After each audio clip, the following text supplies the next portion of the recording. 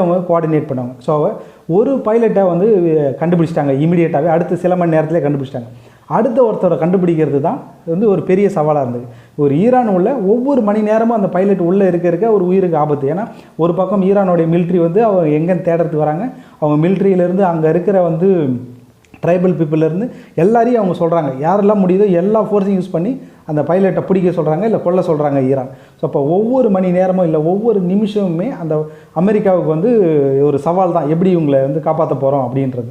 இது வந்து ஏற்கனவே அமெரிக்கா ஃபுல்லாக இந்த போரையே நிறுத்தணும் அப்படின்னு நெகட்டிவ் இம்பேக்ட் போயிருக்கப்போ அவங்களுடைய சர்வீஸ் மேன் இங்கே மாட்டிக்கினார் அப்படின்னும் போது அது ஒரு பெரிய இம்பேக்டாக இருந்திருக்கும். ஏன்னா அவங்க கூட பணைய கைதியை பிடிச்சி வச்சுப்பாங்க, இல்லை இமீடியட்டாக கில் பண்ணுறவங்க, இது இன்னும் பெரிய டேமேஜ் ஆகிடும் அமெரிக்காவுக்கு அப்படின்றது தெரியும்.